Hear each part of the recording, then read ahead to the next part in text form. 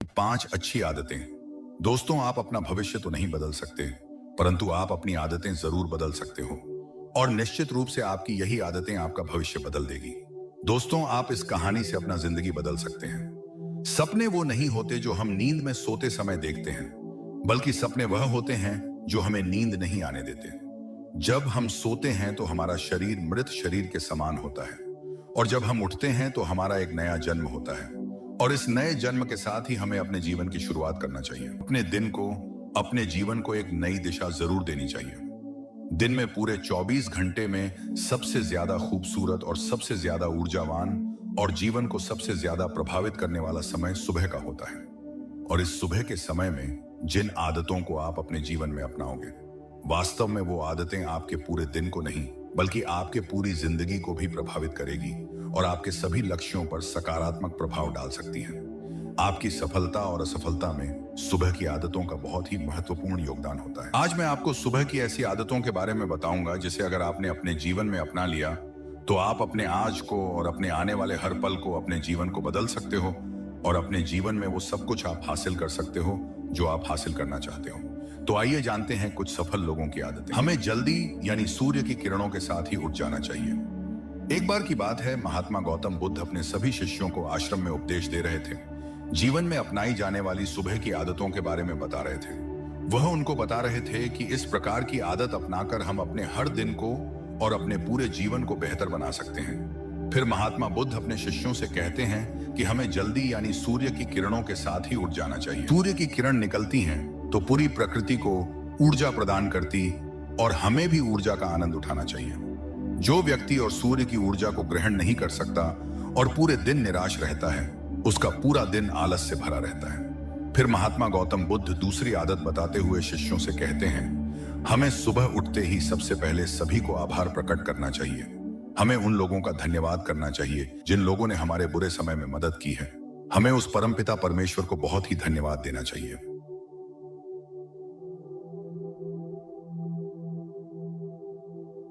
यह स्वस्थ शरीर प्रदान किया। हमारे अंदर किसी भी प्रकार की कोई कमी नहीं है। हम स्वयं चल सकते हैं, बोल सकते हैं, सुन सकते हैं, इस प्रकृति की सुंदरता को देख सकते हैं, चिड़िया के चहचहाने की आवाज को सुन सकते हैं, नदियों के बहने की आवाजों को सुन सकते हैं, क्योंकि बहुत से लोगों ने तो यह देखा भी नहीं होगा क्योंकि उनके आंख नहीं है। कुछ लोगों ने इसे सुना भी नहीं होगा क्योंकि उनके आंख नहीं है। कुछ लोगों ने इसे सुना भी नहीं होगा क्योंकि उनके कान नहीं है। बहुत से लोग तो चल भी नहीं पाते हैं क्योंकि उनके पैर नहीं हैं।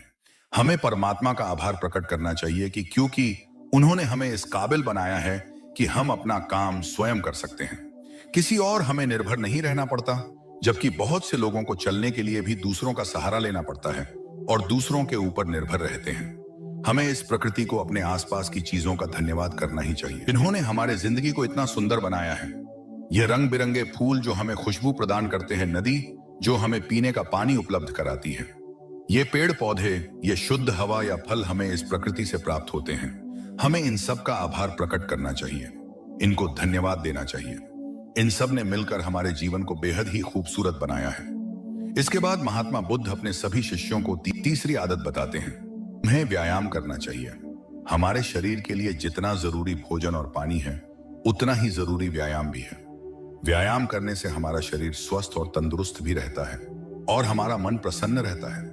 व्यायाम करने से हमारे शरीर के सभी अंग सुचारू रूप से कार्य करते हैं। हमें ऊर्जा प्रदान, जिससे हम अपने कार्य को आसानी से पूरा कर पाते हैं और हमें थकान का अनुभव भी नहीं होता है, जिससे हम बिना थके पूरे कार्य को जल्द से जल्द पूरा कर पाते हैं। व्यायाम करने से हमारा शरीर स्वस्थ व निरोगी रहता है। हमें किसी भी प्रकार का कोई भी रोग नहीं होता है। हमारे पास चाहे जितनी भी धन दौलत हो, यह सुख सुविधा ही क्यों ना हो, अगर हमारा शरीर पूरी तरह से स्वस्थ नहीं होगा तो हम किसी भी सुख सुविधा का आनंद नहीं ले पाएंगे। अगर हमारा शरीर किसी भी रोग से ग्रस्त हो जाएगा तो फिर उसे यह धन दौलत भी ठीक नहीं कर पाती है। स्वस्थ शरीर सुखी जीवन की निशानी है। जितना हम अपने शरीर को कष्ट देंगे, उतना ही हमारा शरीर हमें सुख भी प्रदान करेगा, और जितना हम अपने शरीर को आराम देंगे, उतना ही यह हमें कष्ट भी प्रदान। इसीलिए हमें नियमित रूप से व्यायाम करना ही चाहिए। व्यायाम करने से हम पूरे दिन प्रसन्न रहते हैं और अपने सभी कार्यों को आसानी से कर पाते हैं। व्यायाम करने से हमें दीर्घायु प्राप्त होती है और हम लंबे समय तक युवा ही नजर आते हैं। जो लोग व्यायाम नहीं करते, समय से पहले ही वृद्ध नजर आने लगते हैं। इसके बाद गौतम बुद्ध अपने शिष्यों को सुबह की चौथी आदत बताते हुए कहते हैं, तुम्हें एक कागज और एक कलम उठानी है और उस कागज और उस कलम से अपने पूरे दिन की दिनचर्या लिखनी है। अपने सभी कार्यों को लिखना है जो उस दिन आप करोगे और उन सभी कार्यों का समय निर्धारित करें, जिससे आप एक निश्चित समय में ही अपने सभी कार्यों को पूर्ण कर पाएंगे और आपका कोई भी कार्य नहीं छूटेगा।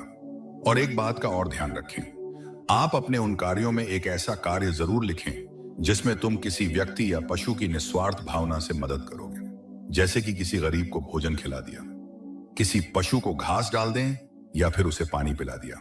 ऐसा करने से तुम्हें शांति प्राप्त होगा और जब तुम्हारा पूरा दिन खत्म हो जाएगा तो तुम्हें एक अलग ही खुशी का अनुभव होगा कि आज मैंने एक अच्छा कार्य किया है, आज मैंने किसी की निस्वार्थ भाव से मदद की है, आज का दिन मेरा बहुत ही अच्छा था, मेरा कोई भी कार्य नहीं छूटा, मैंने आज का दिन बहुत ही अच्छे से जिया। दायक ग्रंथ पढ़ लो, उसके बाद तुम्हें अपने आप से बातें करनी है।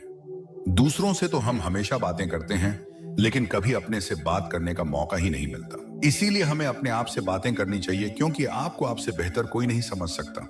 इसीलिए अपने आप को धन्यवाद देना चाहिए, अपने आप से कहना चाहिए कि मैं कितना अच्छा हूं, मैं बहुत ही खुश हूं, मैं हर कार्य को कर सकता हूं, कोई भी कार्य मेरे लिए असंभव नहीं है, हर परेशानी से लड़ सकता हूं, जो लक्ष्य निर्धारित किया है उसे पाकर रहूंगा, चाहे कुछ भी हो जाए, मैं उसे हासिल करके ही रहूंगा, मैं किसी से नहीं डरता।